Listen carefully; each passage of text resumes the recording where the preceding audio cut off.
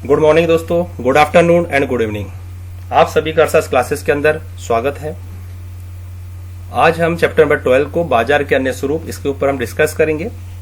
पिछले चैप्टर में chapter number 11 को हमने आपको मार्केट के बारे में डिस्कस किया था और आपको 4 पार्ट्स के अंदर चैप्टर 11 को हमने क्लियर किया था। उम्मीद करता हूं वीडियो आपको बहुत पसंद आया होगा। आज के जो हमारे टॉपिक्स रहेंगे उन टॉपिक्स में एकाधिकार बाजार, जो हमने पिछले चैप्टर में हमने आपको इसकी डेफिनेशन बताई थी, मोनोपोली मार्केट किसे कहते हैं और इसके फीचर्स हमने आपको डिस्कस किए थे, इसके बारे में चर्चा की थी। आज हम इसके एकाधिकार जो बाजार है, एकाधिकार जो मार्केट है, मोनोपोली जो मार्केट आपके सामने हम लेके आएंगे। आज इस मार्केट के अंदर हम इसके डिमांड कर्व किस प्रकार का होता है और मार्जिनल रिवेन्यू जो कर्व है वो किस टाइप का देखने को मिलता है, या ये कह सकते हैं कि मोनोपोली मार्केट के अंदर डिमांड कर्व किस शेप का होता है, इसके ऊपर डिस्कस करेंगे। इसके बाद हम मोनोपोलिस्टिक मार्केट पढ़ेंगे, इसके फीचर्स पढ़ेंगे। मोनोपोलिस्टिक मार्केट के अंदर जो इसके फीचर्स हैं वो परफेक्ट कंपटीशन मार्केट के अकॉर्डिंग ही है, बट इतना थोड़ा बहुत इसमें चेंज कर सकते हैं कि यहां पर जो फर्म है उनकी जो संख्या, उनकी जो काउंटिंग वो अनंत नहीं होती, इन्फिनिट नहीं होती। यहां पर हम उनको काउंट कर सकते हैं। तो उम्मीद करता हूं पिछले वीडियो के अनुसार ये वीडियो भी आपको जरूर पसंद आएगा। तो शुरुआत करते हैं दोस्तों। मैं अरविंद जारवाल, अरसास क्लासेस की ओर से। पहला टॉपिक हमारा रहेगा मोनोपोली मार्केट क्या है, किसे कहते हैं। एकाधिकार बाजार पिछले वीडियो में हम आपको बता चुके हैं इसके बारे में, और चैप्टर नंबर 11 में और चैप्टर नंबर 9 में भी हम इसको पढ़ चुके हैं। तो जिस बाजार में किसी वस्तु या सेवा का अकेला विक्रेता हो, मतलब बेचने वाला एक व्यक्ति हो या एक फर्म हो, जिसकी कोई दूसरी वस्तु प्रतिस्थापक ना हो या प्रतिस्थापन वस्तु का अभाव पाया जाता हो, ऐसा बाजार कहलाता है मोनोपोली मार्केट या एकाधिकार बाजार। मैं आपको पहले भी एग्जाम्पल दे चुका हूं दोस्तों, जैसे कि किसी भी स्टेट का इलेक्ट्रिसिटी बोर्ड हो या फिर इंडियन रेलवे, ये बहुत अच्छे एग्जाम्पल है मोनोपोली मार्केट की। प्रोफेसर लर्नर ने इसके अकॉर्डिंग टू डेफिनेशन दी है। प्रोफेसर लर्नर कहते हैं कि जिस वस्तु का मांग वक्र गिरता हुआ होता है या डाउनवर्ड होता है और पूर्ति वक्र लोचहीन होता हो, तो इस प्रकार का बाजार कहलाता है मोनोपोली मार्केट।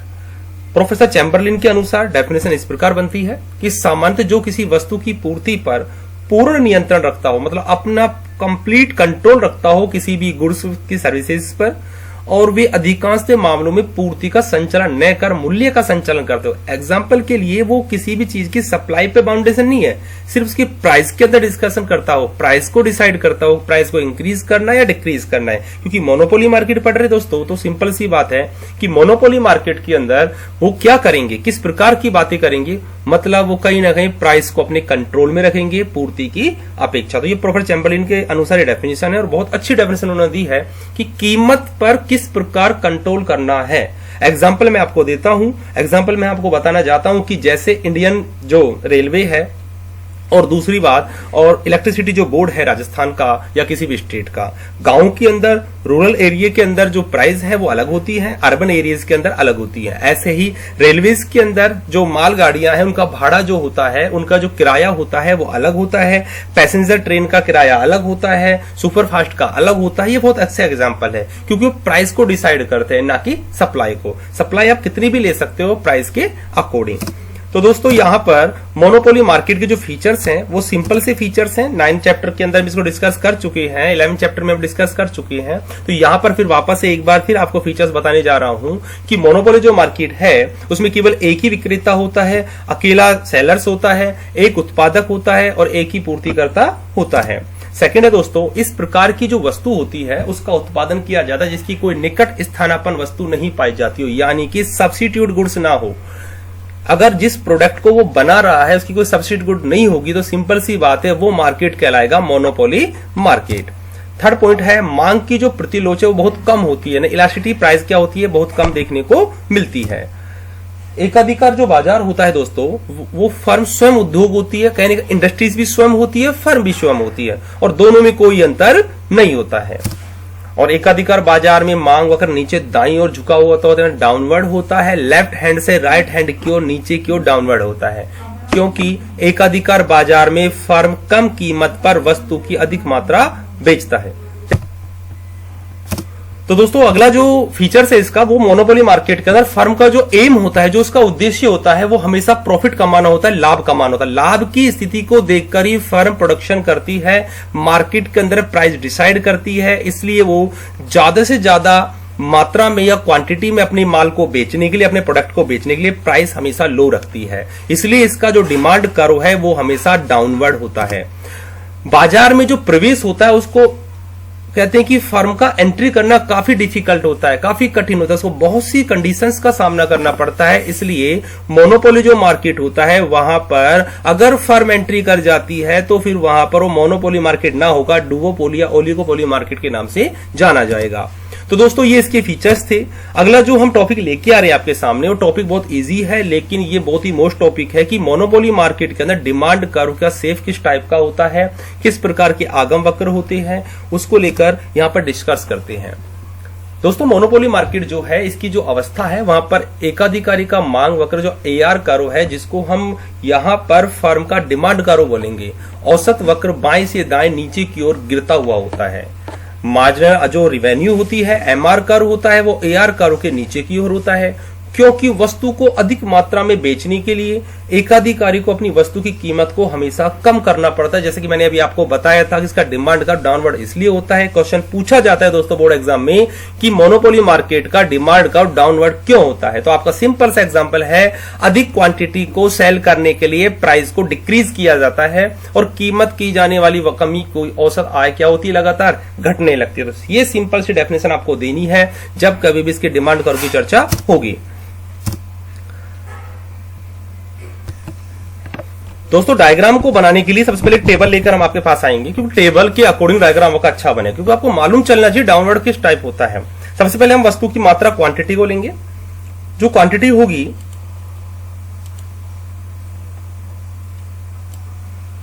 ये क्वांटिटी है, क्वांटिटी हम 0 से स्टार्ट कर सकते हो, 0 के अलावा आप 1 से भी क्वांटिटी ले सकते हो।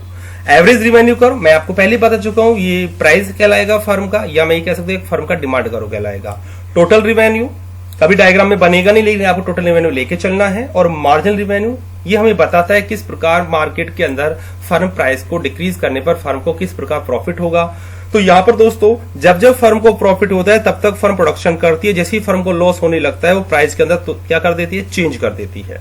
ठीक है, तो इसी डायग्राम के अकॉर्डिंग दोस्तों जो हम आपको समझाने जा रहे हैं, टेबल आपको जरूरी नहीं है बनाना है, टेबल आप बिना बनाए भी आप डायग्राम बना सकते हो, लेकिन आपको मालूम तो चलना चाहिए कि डायग्राम जो बन रहा है वो किस प्रकार बन रहा है, कैसे वो डायग्राम अप से डाउन जा रहा है। तो इसके लिए दोस्तों जो एवरेज रिवेन्यू कर्व है, ये जो इसको मैं फर्म का डिमांड कर्व बोलूंगा। ठीक है, ये आप याद रखना। आप यहाँ पर डी लिख सकते हो, AR की जगह डी आपको लिखा हुआ मिलेगा, बहुत सी बुक्स के अंदर मिलेगा, RBDs के अंदर मिलेगा। तो समझ लेना कि जब जब आप मोनोपोली मार्केट पढ़ रहे हो, उसका डिमांड कर्व पढ़ रहे हो, तो वहां पर रिवेन्यू की जगह आपको डिमांड लिखा हुआ मिलेगा, तो समझ जाना वो एवरेज रिवेन्यू है, या फिर इसको हम प्राइस भी बोल सकते हैं। दूसरा जो दोस्तों मार्जिन रिवेन्यू जो कर्व है हमारा ये वाला, ये डाउनवर्ड इसलिए होता है कि एवरेज रिवेन्यू अपेक्षा ये बिल्कुल ज्यादा तेजी से नीचे गिरता है, और ये भी माना जाता है कि ये नेगेटिव भी हो जाता है। तो एक सिंपल सी लैंग्वेज में आपको पहले भी बता चुका हूं कि जब बढ़ने की बारी आती है तो तेजी से बढ़ता है, और जब गिरने की बारी आती है तो तेजी से गिरता है। तो दोस्तों जो डायग्राम आपके सामने में प्रेजेंट किया है, इसको रफ कॉपी में जरूर बना के देखना, 2-3 बार प्रैक्टिस करना, जरूर समझ में आएगा। अगर समझ में नहीं आया तो कमेंट बॉक्स में जरूर लिखना, हम आपको फिर से समझाने की कोशिश करेंगे। जो इसकी व्याख्या है उसको जरूर समझना, क्योंकि बिना व्याख्या के डायग्राम अनकंप्लीट माना जाता है, क्योंकि बोर्ड एग्जाम के अंदर बिना व्याख्या, बिना इसको एक्सप्लेन किए हुए डायग्राम को हम एग्जामिनर को समझा ही नहीं सकते कि वास्तव में डायग्राम क्या कहना चाह रहा है। तो 2 बातें आपको सिंपल से लिखनी होगी, OX एक्स पर क्या लिखा हुआ है, OY पर क्या लिखना है। इसके बाद आपको लिखना है कि एवरेज रिवेन्यू और मार्जिन रिवेन्यू का जो स्लोप है वो डाउनवर्ड है, मतलब ऋणात्मक है, नेगेटिव है। और सीमांत आगम वक्र जो है वो औसत आगम वक्र के नीचे स्थित होता है, क्योंकि फर्म वस्तुओं को अधिक मात्रा में बेचने के लिए कीमतों में हमेशा कमी करती है। तो ये सिंपल सी लैंग्वेज आपको याद रखनी है दोस्तों, कि जब जब आपसे पूछा जाए कि मार्जिनल रिवेन्यू जो कर्व है वो एवरेज रिवेन्यू कर्व के नीचे क्यों स्थित होता है, क्यों शिफ्ट होता है, तो सिंपल सी लैंग्वेज है, फर्म अपनी गुड्स को बहुत ज्यादा मात्रा में बेचने के लिए, अपनी वस्तुओं को बहुत ज्यादा मात्रा में बेचने के लिए कीमतों में हमेशा क्या करती है, कमी करती है। दोस्तों इसके लिए अलावा आपके जो टेबल आपको मैंने बताई है उस टेबल को भी आप एक्सप्लेन कर सकते हो, अगर आप टेबल बना रहे हो तो। जहां फर्म का इकाई 5 पर होती है तब कीमत कम करके 4 रुपीज कर दे जाती है। रीजन है मार्जिनल वैल्यू वहां पर 0 हो जाती है, मतलब जहां पर MR 0 हो जाता है वहां पर TR सबसे ज्यादा मैक्सिमम होता है, फर्म को वहां पर प्रॉफिट मिलता है। इसके बाद भी अगर प्राइस के अंदर कहीं ना कहीं कमी करनी जाती है तो मार्जिनल रिवेन्यू जो कर्व है वो क्या हो जाता है, नेगेटिव हो जाता है, और नेगेटिव होने से फर्म को कहीं ना कहीं प्रॉफिट कम मिलने लग जाता है। इसके बाद फर्म कहीं ना कहीं कीमतों में क्या करती है दोस्तों, चेंज करती है या कह सकता हूं इंक्रीज करती है। नोट को जरूर याद रखना, समरूप वस्तुओं को अलग अलग कीमतों पर बेचना कीमत विभेद कहलाता है। ये क्वेश्चन 2018 में 2018 में बोर्ड एग्जाम में पूछा हुआ है। कीमत विभेद किसे कहते हैं? किसी भी प्रकार की जो वस्तुएं हैं जो मोनोपोली मार्केट में हो या ओलिगोपोली मार्केट में हो या किसी भी मार्केट के अंदर हो, यदि उसको अलग अलग प्राइस के अंदर बेचा जा रहा हो तो इस प्रकार को हम कीमत विभेद के नाम से जानते हैं। दोस्तों अगला जो हमारा टॉपिक है वो मोनोपोलिस्टिक मार्केट है, एकाधिकारात्मक प्रतियोगिता बाजार है। ये कहीं ना कहीं परफेक्ट कंपटीशन मार्केट से जुड़ा हुआ स्वरूप है। यहाँ पर फर्मों की संख्या इन्फिनिटी तो अनंत तो होती नहीं है, लेकिन इतना मैं जरूर बता देता हूं, यहाँ पर फर्मों की संख्या ज्यादा होती है जिनको हम काउंट तो कर सकते हैं, लेकिन यहाँ पर कहीं ना कहीं परफेक्ट कंपटीशन मार्केट से थोड़ा अलग स्वरूप देखने को मिलता है। मोनोपोलिस्टिक मार्केट दोस्तों क्या कहता है, देखिए साधारण रूप से परंपरावादी अर्थशास्त्री बताते हैं कि पूर्ण प्रतियोगिता और एकाधिकार ये दोनों की काल्पनिक अवधारणा है, या हम ये भी बोल सकते हैं कि परफेक्ट कंपटीशन मार्केट और मोनोपोली मार्केट की मिड जो सिचुएशन होती है वो मोनोपोलिस्टिक मार्केट कहलाता है। तो प्रोफेसर चैम्बरलिन ने इसको बताया है और जॉन रॉबिन्सन ने इसे अपूर्ण बाजार की संज्ञा दी है। इनकम्प्लीट मार्केट इसको बोला है क्योंकि ऐसा मार्केट कभी पूरा देखा ही गया है, इसलिए इसको जॉन रॉबिन्सन इनकम्प्लीट मार्केट के नाम से जानते हैं। उनके अनुसार ये बोला जाता है कि ऐसा बाजार जहां बहुत सी छोटी छोटी फर्में पाई जाती हो, स्मॉल फर्म्स जो यहां पर देखने को मिलती हो, एक दूसरे से लगभग मिलती जुलती वस्तुएं बेचती हो, उपभोक्ता की नजरों में वस्तुएं अलग अलग होती हैं, इस प्रकार के बाजार को अपूर्ण बाजार कहते हैं। मैं इसका बेस्ट एग्जांपल आपको दे सकता हूं दोस्तों, खैरतल जो मंडी है, इसका जो चूड़ी मार्केट है, वहां की जो शॉप है वहां पर आपको इस प्रकार का मार्केट देखने को मिलेगा। फर्में आपको बहुत सारी मिलेंगी, सबके पास मिली जुली वस्तुएं होंगी, लेकिन प्रोडक्ट की जो होंगे वो अलग अलग होंगे, उनकी प्राइस भी अलग अलग होंगी। तो आप इसका एग्जांपल आराम से देख सकते हो। अलवर के अंदर आप अलवर का चूड़ी मार्केट दे सकते हो, या यहां के अलावा आप जयपुर के अंदर जो कटला मार्केट है वहां पर जो क्लॉथ का जो मार्केट है उसको भी आप इस एग्जांपल में रख सकते हो, क्योंकि वहां भी प्रोडक्ट लगभग सेम से होते हैं, लेकिन प्राइस और क्वालिटी क्या होती है, अलग अलग होती है। तो दोस्तों इस प्रकार का बाजार आपको जहां भी दिखाई दे वो मार्केट कहलाता है आपका मोनोपोलिस्टिक मार्केट। दोस्तों इसकी जो फीचर्स हैं, इसकी जो विशेषताएं हैं, उनको आपको याद रखना है, क्योंकि यहां पर दो विशेषताएं पूछी जाती हैं इस मार्केट की। पहला है विक्रेता और फर्मों की संख्या बहुत अधिक होती है। बेचने वाले जो होते हैं और खरीदने वाले जो होते हैं उनकी संख्या क्या होती है, ज्यादा होती है। इस बाजार में विक्रेताओं की संख्या अधिक पाई जाती है, परंतु एक विक्रेता का बाजार उत्पादन में हिस्सा बहुत कम पाया जाता है। इस कारण इसकी क्रियाओं का दूसरी फर्मों पर कोई प्रभाव देखने को नहीं मिलता है। दूसरा दोस्तों वस्तु विभेद, ये तो सिंपल सी लैंग्वेज आपके सामने मिलेगी ही मिलेगी। जब हम मोनोपोलिस्टिक मार्केट जब पढ़ेंगे तब आप इसको वस्तु विभेद को आप जरूर पढ़ोगे, क्योंकि उसको हम इनकम्प्लीट मार्केट भी बोल सकते हैं, क्योंकि प्रोफेसर जॉन रॉबिन्सन ने इसको बताया है। इस प्रकार के बाजार में वस्तु विभेद तो देखने को मिलता ही है, जो सही भी हो सकता है या काल्पनिक भी हो सकता है, क्योंकि सभी ने इसको कल्पना के अनुसार इस मार्केट की चर्चा की थी, लेकिन फिर भी ये मार्केट कहीं ना कहीं देखने को मिल जाता है। परफेक्ट कंप्रेशन मार्केट फिर भी देखने को इतना नहीं मिलता है। फर्मों का प्रवेश और बहिर्गमन, एंट्री जो होती है वो लगभग फ्री होती है, और हम ये कह सकते हैं कि फर्म प्रॉफिट देखकर मार्केट में एंट्री कर सकती है और लॉस देकर मार्केट को छोड़कर जा सकती है। तो सेम वही डेफिनेशन है जो हम पढ़ चुके हैं परफेक्ट कंपटीशन मार्केट के अंदर।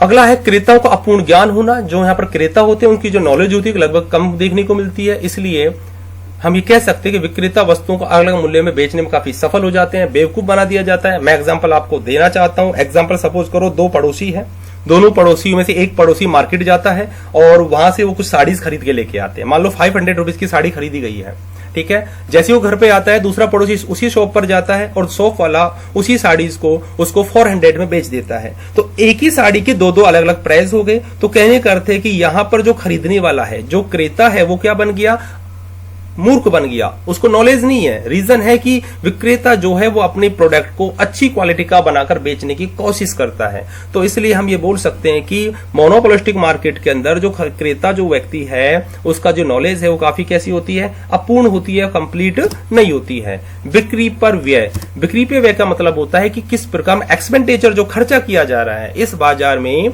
बिक्री व्यय देखने को मिलता है, क्योंकि विक्रेता विज्ञापन, सैंपल, वितरण आदि द्वारा अपनी वस्तुओं को अधिक मात्रा में बेचने का क्या करता है, प्रयत्न करता है।